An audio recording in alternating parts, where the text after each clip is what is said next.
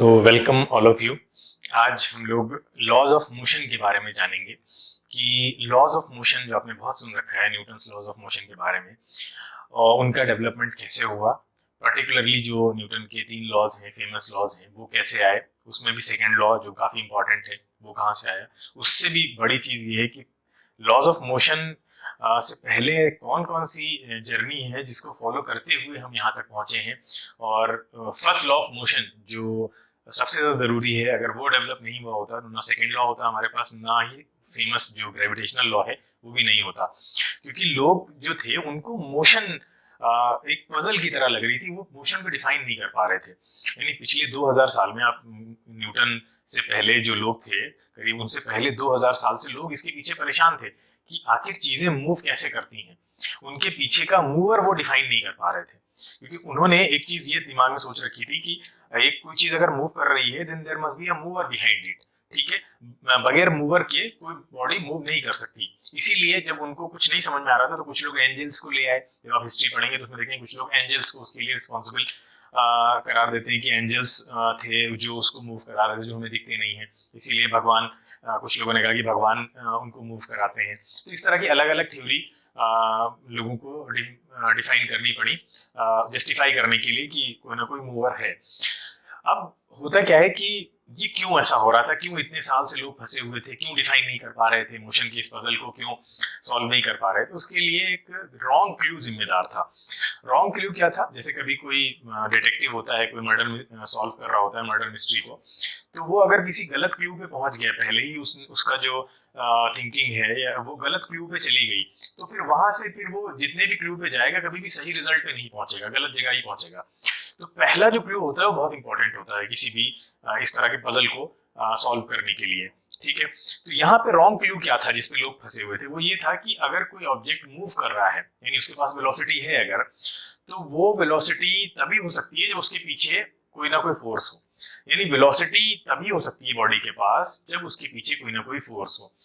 ये एक wrong clue था, और इसको जैसे ही गैलीलियो ने सॉल्व कर दिया, अगले 100 सालों के अंदर अंदर पूरी मोशन की प्रॉब्लम सॉल्व हो गई, लॉज ऑफ मोशन आ गए, और न्यूटन ने आपको सारी इक्वेशंस बना के दे दी, और उसको फिर हम यूज कर रहे हैं। तो वो राइट क्लू क्या था जिसपे गैलीलियो पहुंचे, उसको समझना काफी इंटरेस्टिंग है। ठीक है, आपके लिए आइए समझते हैं। देखिए, अगर हम किसी ऑब्जेक्ट पे फोर्स लगाते हैं, जैसे मान लीजिए इसमें हमने फोर्स लगाया, ठीक है, और ये ऑब्जेक्ट पे हमने फोर्स लगाया, और ये कब मूव करेगा हम सब जानते हैं। जैसे ही अनबैलेंस फोर्स हो जाएगा वैसे ही वो मूव करना शुरू कर देगा, जब तक बैलेंस है जब तक रुका रहेगा। अब ये देखिए ऑब्जेक्ट आगे मूव कर रहा है। अब सपोज करिए 150 न्यूटन का फोर्स लगाया था आपने, और उसके बाद उसको रिमूव कर लिया। ठीक है, उसके बाद ये ऑब्जेक्ट कुछ दूर तक मूव करता हुआ जाएगा और उसके बाद रुक जाएगा। ऑब्वियस सी बात है, ऐसा तो नहीं मूव करता रहेगा। तो सपोज करिए कि ये ऑब्जेक्ट 150 न्यूटन के फोर्स जब आपने लगाया और लगाकर छोड़ दिया, तो ये ऑब्जेक्ट 150 मीटर दूर चला गया, वहां जाके रुक गया। अब सपोज करिए कि आप चाहते हैं कि ये ऑब्जेक्ट 150 न्यूटन के ही फोर्स से 150 मीटर से ज्यादा मूव करे। आप फोर्स बढ़ाना नहीं चाहते हैं, ऑब्जेक्ट का मास भी उतना ही रखना चाहते हैं, और आप चाहते हैं कि डिस्टेंस और ज्यादा मूव कर जाए। तो आप सोचिए कि हम ऐसा क्या करें कि ऑब्जेक्ट उतने ही फोर्स से, उतना ही मास का ऑब्जेक्ट पहले से ज्यादा डिस्टेंस कवर करे। तो क्या कर सकते हैं, जरा सोचिए। बहुत इंटरेस्टिंग है इसको सोचना। इस वीडियो को पॉज करके सोचिएगा जरूर। ठीक है, अब अगर आपने सोच लिया है तो चलिए देखते हैं। अब आपको ये सोचना चाहिए यहाँ पे कि इस ऑब्जेक्ट को रोकने में किन फैक्टर्स ने हेल्प की है। भाई रुका है ना, अपने आप तो नहीं रुका होगा, किसी ने रोका होगा। तो जो एक्सटर्नल फोर्सेस थे जिन्होंने इसको रोकने में हेल्प की है, अगर उनको मिनिमाइज कर दें हम, तो ये और आगे मूव कर सकता है ना। तो वो उन फैक्टर्स को अगर हम कम करते चले जाएं तो हम जो ऑब्जेक्ट की मोशन है उसको और ज्यादा बढ़ा सकते हैं, क्वांटिटी ऑफ मोशन को बढ़ा सकते हैं। 150 न्यूटन में ही उसको और ज्यादा आगे मूव करा सकते हैं। भाई 200 मूव कर जाएगा, और कम कर दीजिए तो 250 मूव कर जाएगा, और एक्सटर्नल फैक्टर्स को कम कर दीजिए तो 500 मूव कर जाएगा। गैलीलियो ने ऐसे ही सोचा कि अगर हम कम करते करते एक्सटर्नल फैक्टर्स को बिल्कुल जीरो कर दें, कोई रोकने वाला है ही नहीं, यानी दूसरी साइड से कोई फैक्टर रोकने वाला है ही नहीं। तो सोचिए अगर किसी ऑब्जेक्ट पे आप 150 न्यूटन का फोर्स लगाते हैं, या 100 का भी लगाते हैं, या 50 का भी लगाते हैं, और लगा के छोड़ देते हैं, अगर कोई रोकने वाला फैक्टर नहीं है तो क्या वो रुकेगा? नहीं रुकेगा, है ना। वो मूव करता ही जाएगा। चलिए हम दिखाते हैं आपको यहाँ पे। जैसे हमने 50 न्यूटन का यहाँ पे फोर्स लगाया, 100 न्यूटन का लगाया, और ये जो फ्रिक्शन था जो इसको रोक रहा था उसको हमने उठा के बिल्कुल मिनिमाइज कर दिया, है ना। और अब हम फोर्स को रिमूव कर रहे हैं। ये देखिए, अब ये देखिए, इस ऑब्जेक्ट को रोकने वाला जो फ्रिक्शन था, जो भी एक्सटर्नल फैक्टर्स थे, हमने उसको मिनिमाइज कर दिया। अब ये ऑब्जेक्ट नहीं रुकेगा। अब देखिए ये ऑब्जेक्ट मूव करता जा रहा है और इसके पीछे कोई मूवर नहीं है ना, मूवर तो हटा लिया हमने एक बार लगा के, तो कोई मूवर नहीं है। तो यहां से पजल सॉल्व हुआ कि कोई भी ऑब्जेक्ट बगैर मूवर के भी मूव कर सकता है। जो एक पहले की गलत थिंकिंग थी कि ऑब्जेक्ट के मूव करने के पीछे कोई ना कोई मूवर जरूर होना चाहिए, वो यहां से सही हुई, सॉल्व हुई कि नहीं, ऑब्जेक्ट कांस्टेंट वेलोसिटी से भी मूव कर सकता है।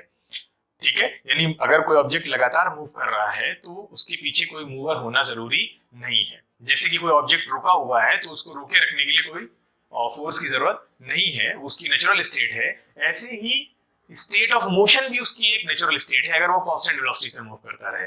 ठीक है, तो ये एक सही पजल था। यहां से फिर पहला first law of motion develop हुआ जो आप पढ़ते हैं।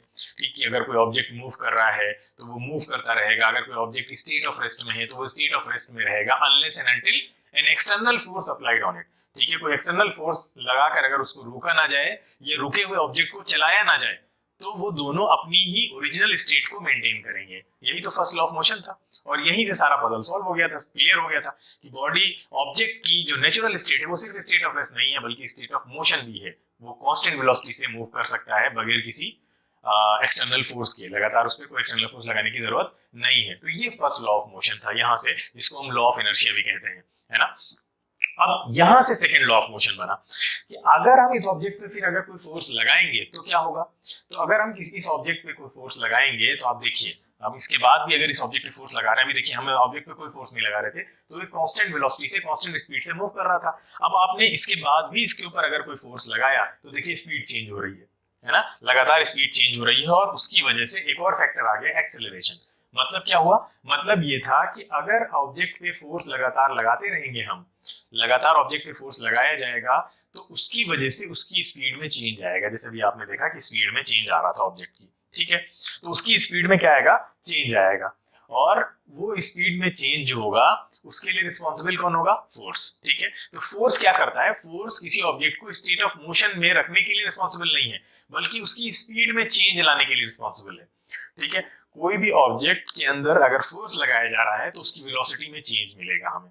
ठीक है, तो ठीक है, वेलोसिटी बगैर फोर्स की भी हो सकती है, कांस्टेंट वेलोसिटी जो भी हमने पीछे देखा था।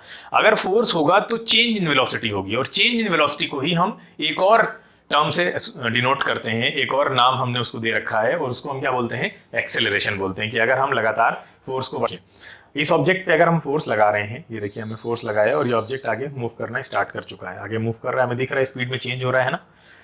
ये देखिए एक्सेलरेशन भी काफी बढ़ चुका है, जीरो से काफी आगे आ गया है। जितना चेंज इन वेलोसिटी होगा उतना ही एक्सेलरेशन होगा, बढ़ता जाएगा उसी रेट से।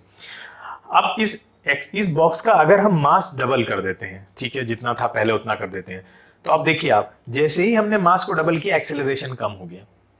तो एक्सेलरेशन और मास दोनों एक दूसरे के इनवर्सली रिलेटेड है, ये भी हमें इसी लॉ से पता चलता है। यानी एक अगर भारी बॉडी है और एक हल्की बॉडी है तो उसमें भारी बॉडी का एक्सेलरेशन कम होगा और हल्की बॉडी का एक्सेलरेशन ज्यादा होगा। अगर मास जितना भी कम है किसी बॉडी का, ठीक है, तो उसका एक्सेलरेशन करस्पॉन्डिंगली उतना ज्यादा होगा। ये भी सेकंड लॉ से पता चलता है।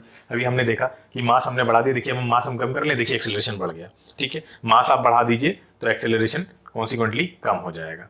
तो ये सेकेंड लॉ ही हमें बताता है। ठीक है, सेकेंड लॉ में और भी चीजें हैं जानने की, जैसे कि मोमेंटम को ये भी डिफाइन करता है कि मोमेंटम क्या होता है।